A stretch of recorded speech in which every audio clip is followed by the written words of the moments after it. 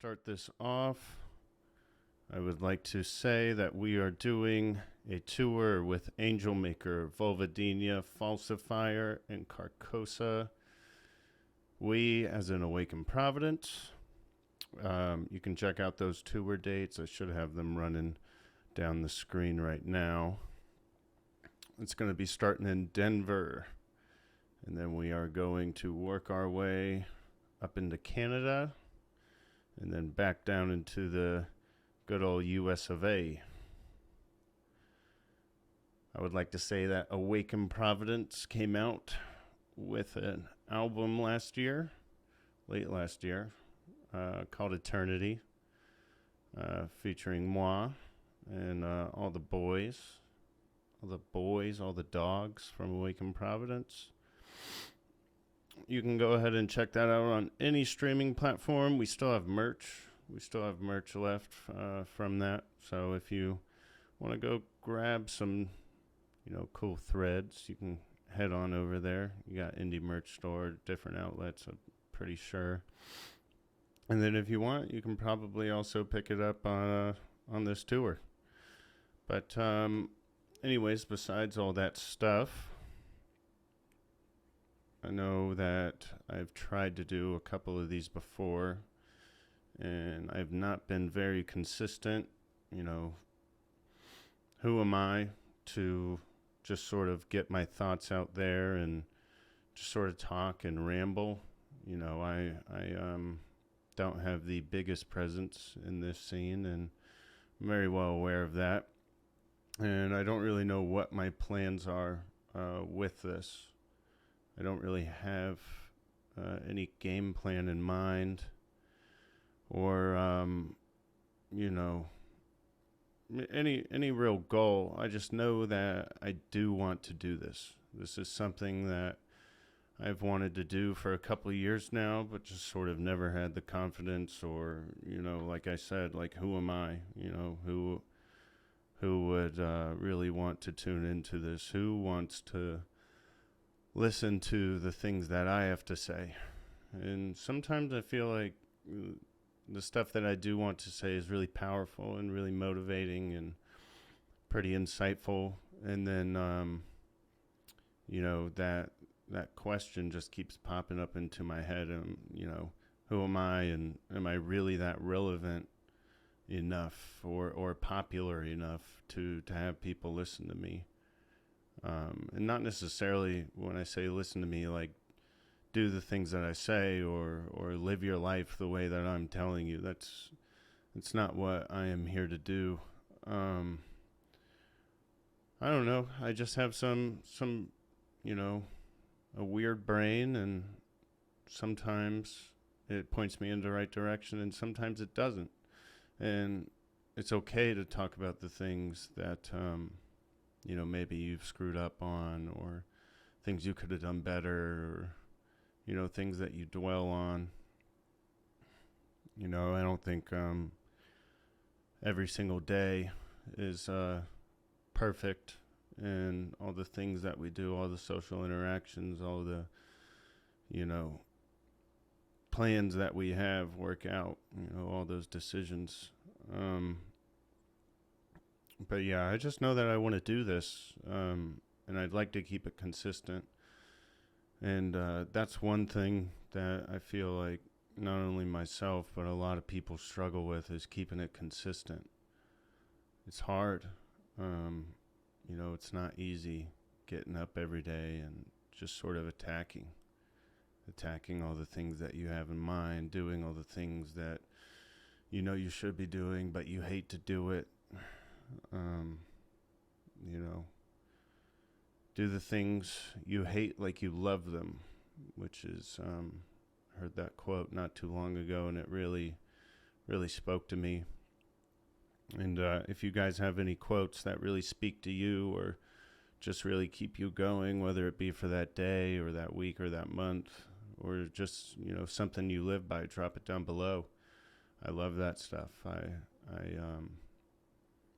The little things sometimes are what are most important. And I think we should all invest ourselves into stuff like that. Like I said, I used to try to do this. I really wanted to podcast with guests, and I had like this real grandiose plan, and you know, I just didn't have that outlet. I wasn't not really that well known, and the guests that I would have liked to had, I mean, I had two great guests. I had Jeremy from Deadland, and I had Hardcore Keemon. Shout out to both of you guys. But I just didn't feel like it was right. It felt pretty forced. I had never had any podcasting experience. I loved listening to podcasts, but listening and doing are two majorly different things.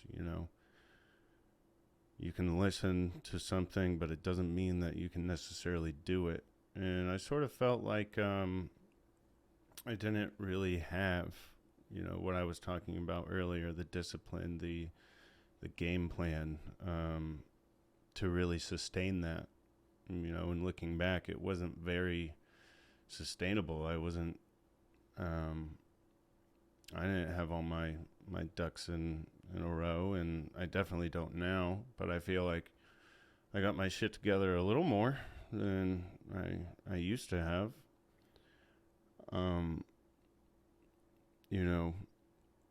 Sometimes you have to take a step back and let time pass and really do some growing before you can achieve some of the goals or do some of the things that you'd really like to do. I'm not saying stall your efforts or don't try at all, but definitely start taking the steps and that self-evaluation that can definitely enhance growth in yourself and probably give you a better perspective and a better way to go about those goals and those things that you have in mind. I mentioned it before, but I'm definitely not very popular.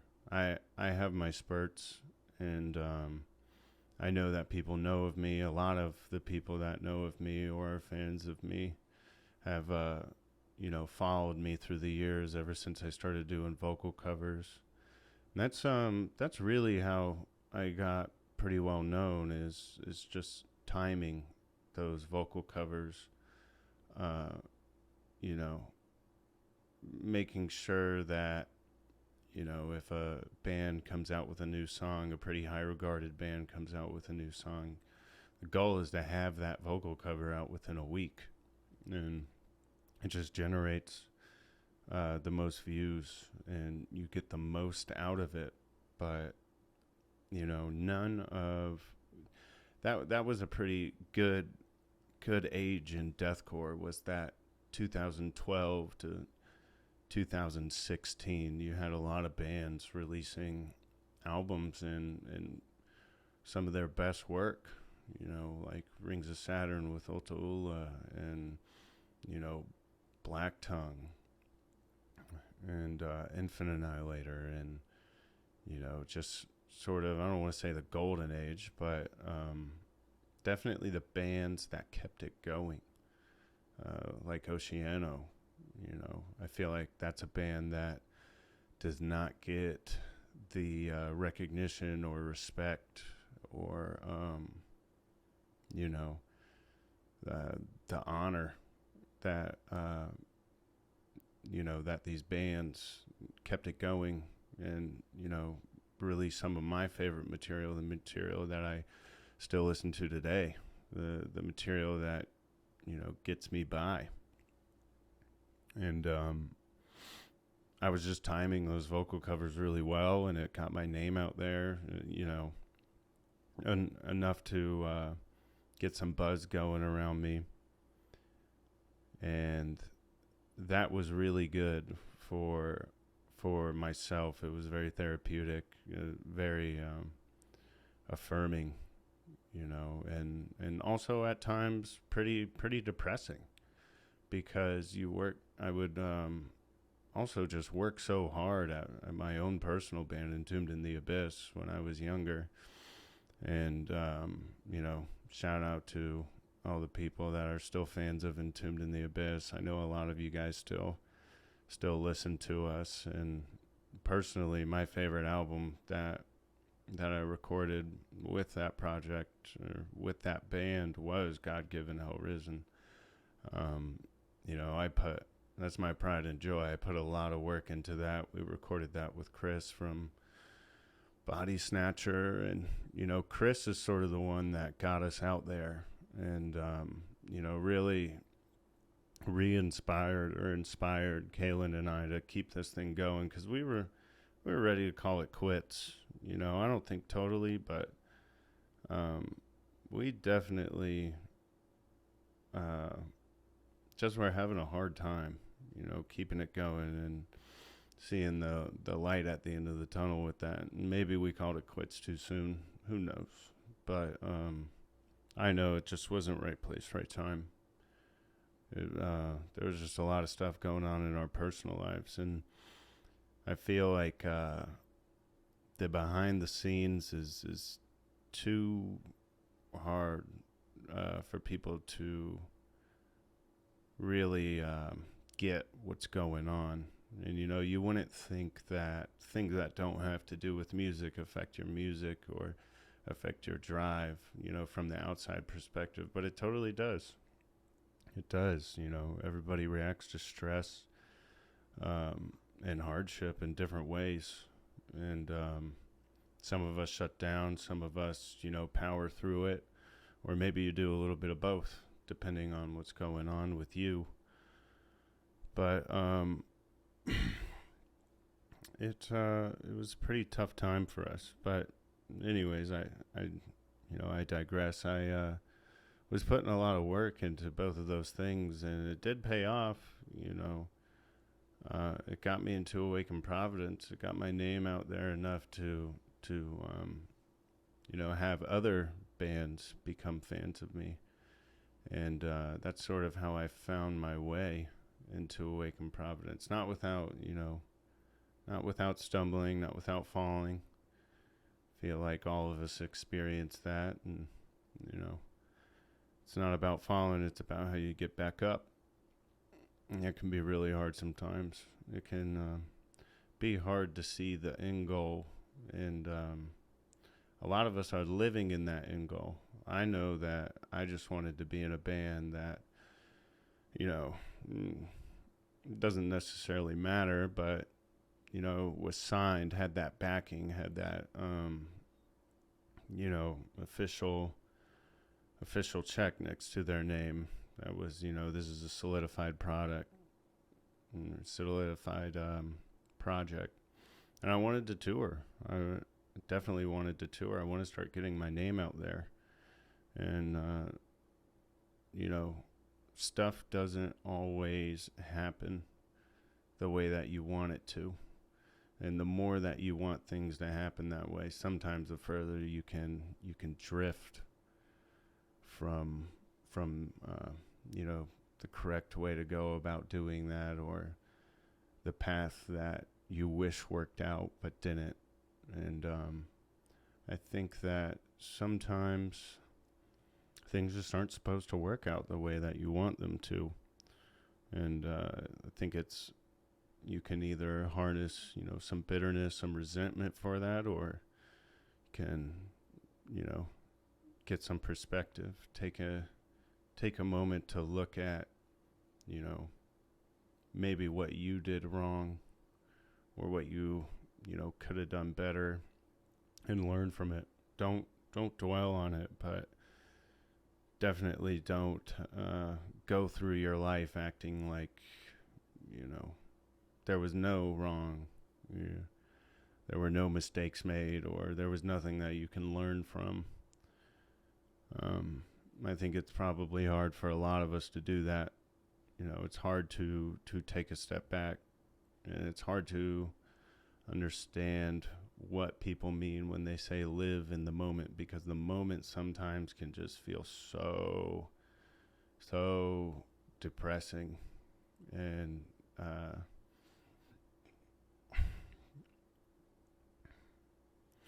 so so bleak, you know. And I don't blame you. This life is hard. Nonetheless, like being a musician and just trying to make it, and I think to be that, you do sort of have to have some bit of an ego, because the goal is success, right? The goal is everybody to know your name. The goal is everybody to listen to that album, and people refer to you as the best vocalist or the best guitarist or the best band. And you just I think all of us have an ego in that manner, whether we want to believe it or not. That is the word for it. And ego doesn't necessarily mean you're being selfish. Ego sometimes is just the thing that drives you. Why shouldn't you have a little bit of that? People like a person with that sort of self-confidence, that little pizzazz. But yeah, sometimes it's hard, man. I think everybody goes through it. And I'm not the most experienced person. I have not had the most success, but this is the success in the achievements that I have gotten, in the affirmation, is you have to appreciate those things, no matter how small they are. They can drive you, or they can make you question why you don't get it more. And it's not about that. That goes back to living in the present. Think about where you wish you were, no matter how far away it was, or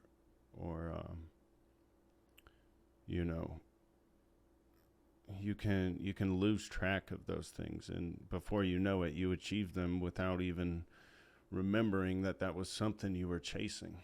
And the moment goes by so quick. I just wanted to start putting out LPs and be a part of something, and then when you're a part of something and you start doing those things, then you don't pay attention to it, then they just sort of don't matter. They don't matter to you as much, or you may not even notice it. And then you're sitting there, with these whole new goals, and you still feel like you're back at square one. You feel like you haven't really achieved anything. And it's easy to fall into that loop,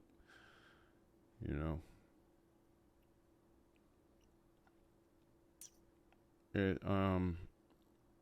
a big thing that contributes to that is just paying attention to what other people are doing, and not, really focusing on what you're doing. We get real caught up in other people's success, and we get real caught up in the achievements and things that other people are doing, that it's hard to see what you're doing. You're doing a good job. You're working towards everything that you've been working towards. But I think we're just so self-critical that it feels like we're just, walking in the same circle, same cycle. But, you need to be proud of yourself. You need to recognize yourself for the things that you've done. I know I've had a hard time doing that. Big steps in the right direction sometimes feel like just little ripples in the pond.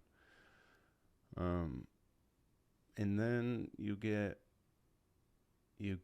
people who genuinely care about what you're doing, and they express it in just the greatest way. They make you feel like, wow, I feel like I'm actually doing something. I feel like I feel like I'm not making a difference, but I am making an impact. Like, I'm out here, baby. I'm doing it. I'm still on this horse. I'm still riding. And, I'm happy to be on it.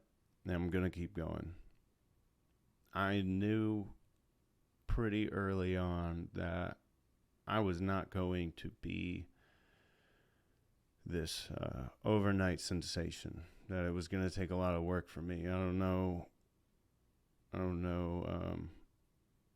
what it is, and I don't know what determines the popularity behind some vocalists or some musicians. And the more you try to put your finger on it, the more it'll drive you insane. So I just sort of accepted I'm going to be a slow burn. I'm definitely not going to be, I'm not going to be this enigma that everybody is enthralled by immediately.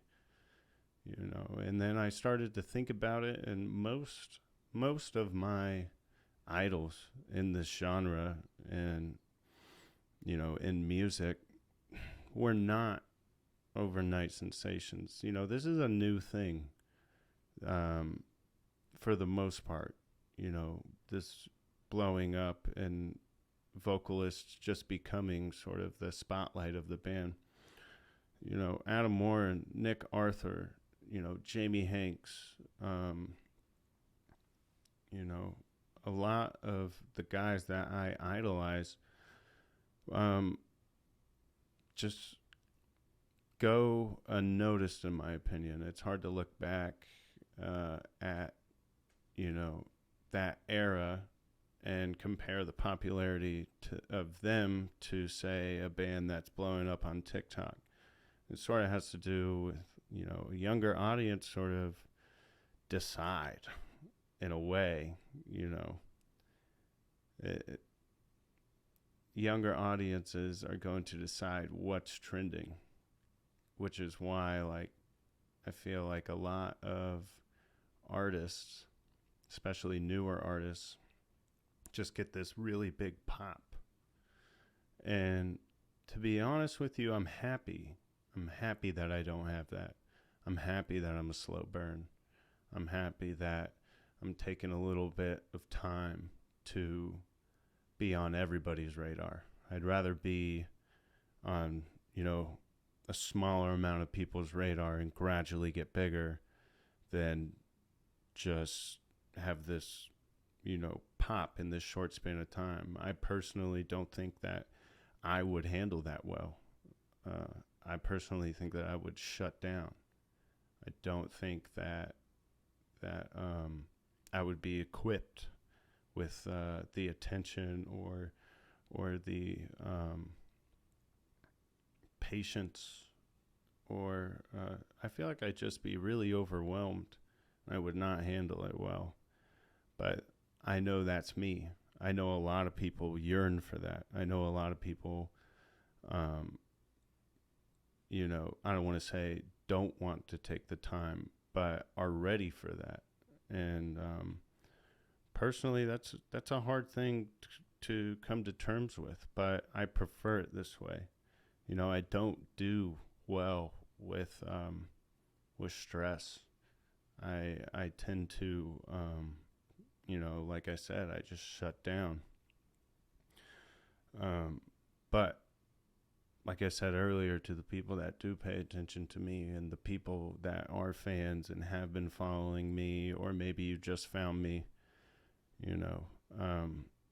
I appreciate it. I really do. Sometimes it's easy to feel insignificant, and sometimes it's hard to see the impact you've made. But the people that do let me know, that what I'm doing matters, and what Awaken Providence is doing matters. It really helps. It does. But I digress. I don't expect to get into, super deep with vocals on these things. Obviously it'll be a part of it being a vocalist and being a musician. I want to share, what I have with you and the knowledge that I do have with you guys. So we'll touch a little bit on that. I think one thing that we probably all struggle with, especially if you're still beginning and you're still trying to get this whole vocal thing down, if you've taken the plunge into this, is comparing yourself to others. And by that, I mean focusing on what people can do and what you can't do, and putting too much weight on that. All of us are different, and our capabilities are different, whether it depends on the sound of just your bass voice, or maybe your biology, the way that your body makeup is.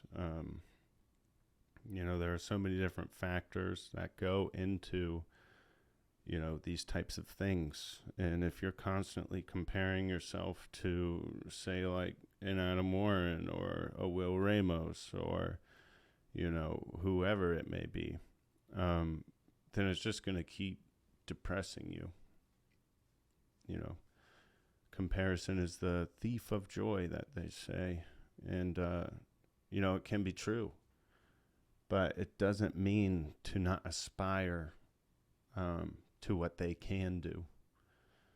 I think half of what being a great vocalist is focusing on your strengths, focusing on the things that you can do, and the things that you really excel at, and just really improving upon those things. And I know it can be frustrating, especially starting out, when people say, you just need to find your voice, find what makes you unique. And it took me a long time to understand that, especially growing up doing vocal covers and just mimicking people so much in those things. It's hard. It was hard to take a step back and question, okay, well, what is my voice? And that came along with a lot of guidance from different people.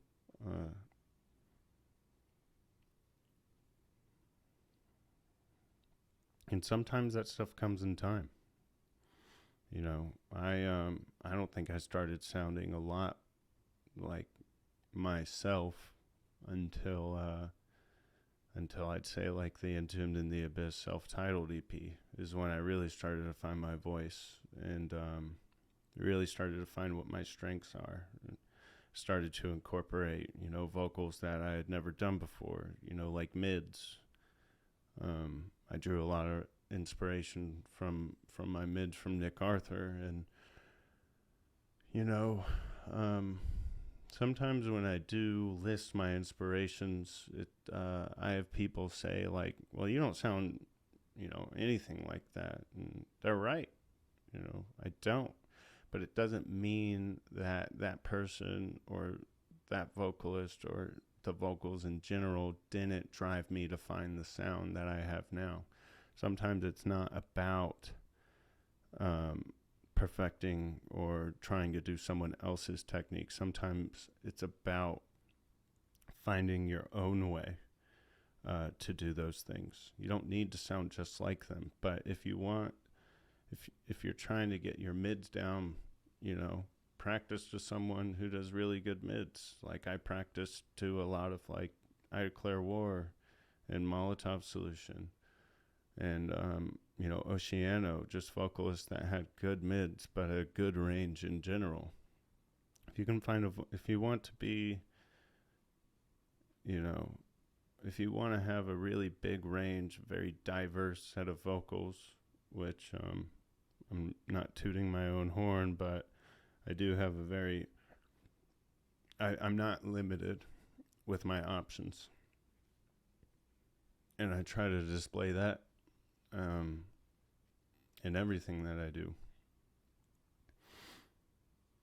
But don't put so much weight on what other people can do, and just focus on what makes you great, what makes you different, what sets you apart.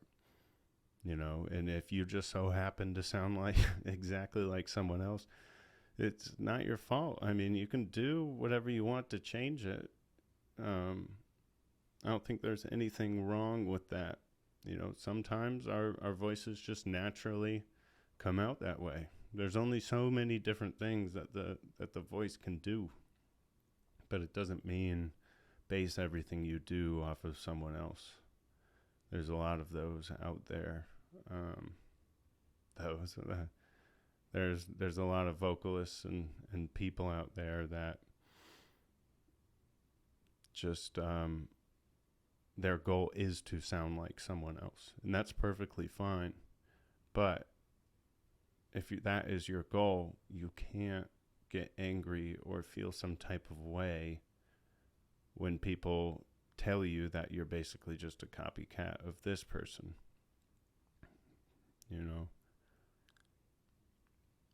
But finding your voice can be tricky, and it can be really frustrating when people say that. But as long as you keep going, and as long as you keep doing the things that you're supposed to do, you keep working at it, then it'll come naturally. That will be your voice. But yeah, I got so butthurt. When people said that they couldn't hear Nick Arthur in my voice. I was like, God damn. All right. Well, I guess that just means that I found my voice. I didn't really have too many topics planned for this. Like I said, I don't really know what I'm doing. I don't really know why I want to do this or what my plans are with this, but I know that I want to do it.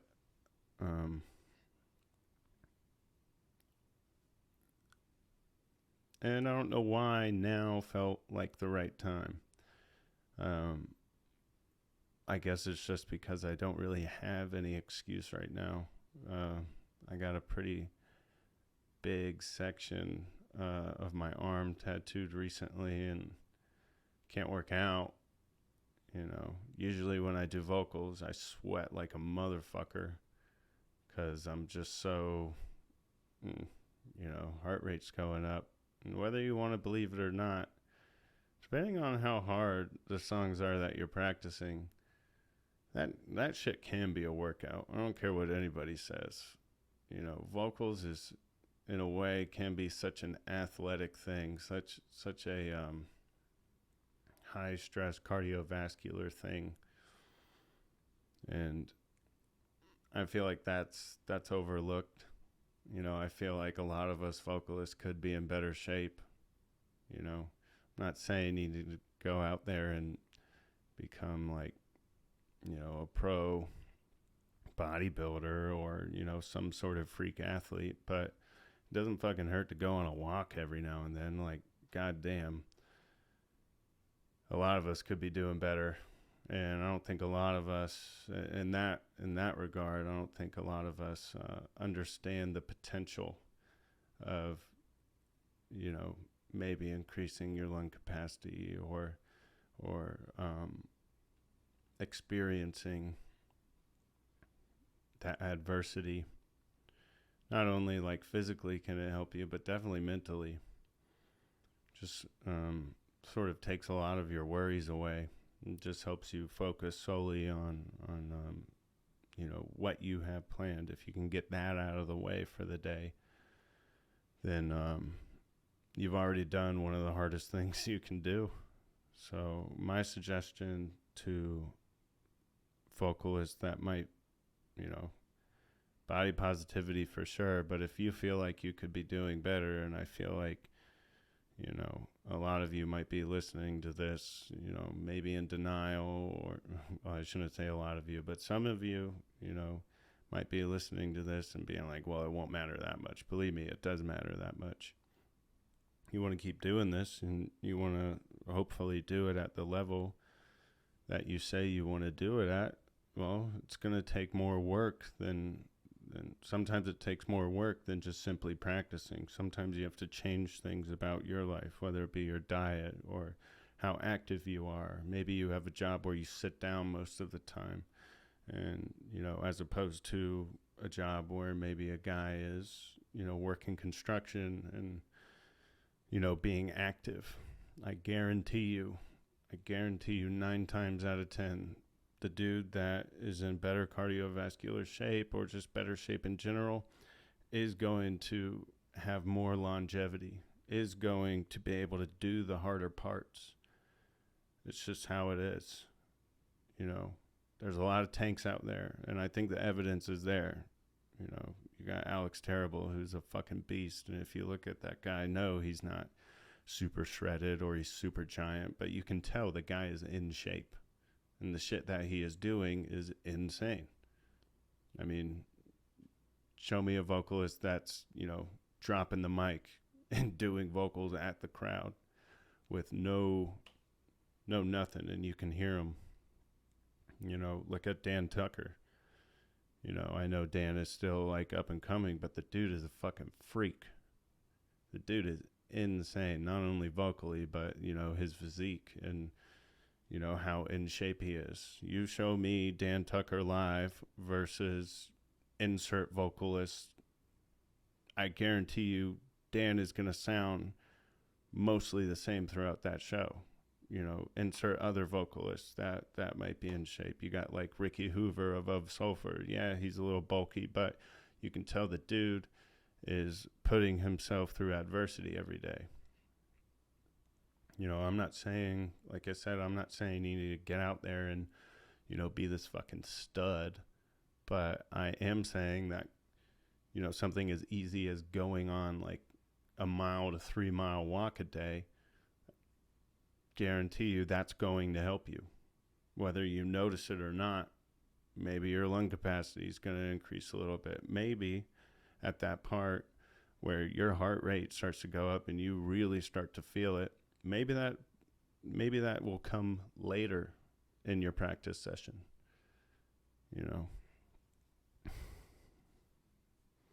I don't know. I'm just a guy. I'm just a vocalist that's trying to do it. So Awaken Providence, we just got off of a tour that we did. Archaic took us out. If you guys don't know who Archaic is, they're a California-based tech death band. Definitely go check them out. And then you got First Fragment, which is just insane. They're an insane band with crazy great people in it. Definitely check them out. And then we had also Grey Lotus with us, which just some of the nicest dudes, down to earth people that you can meet. The whole lineup was, but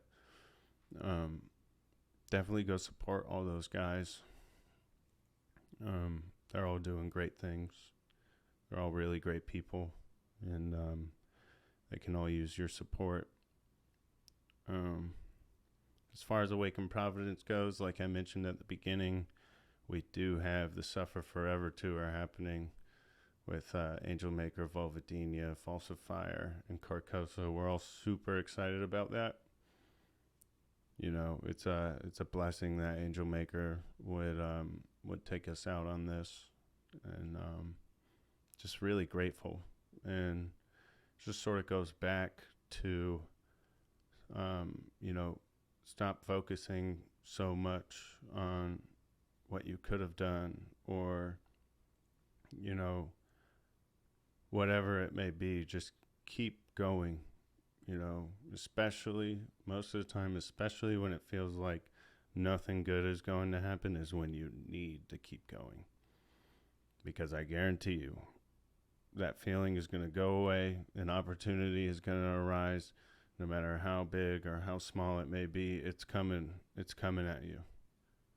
And if you walk away from it, you're never going to catch that.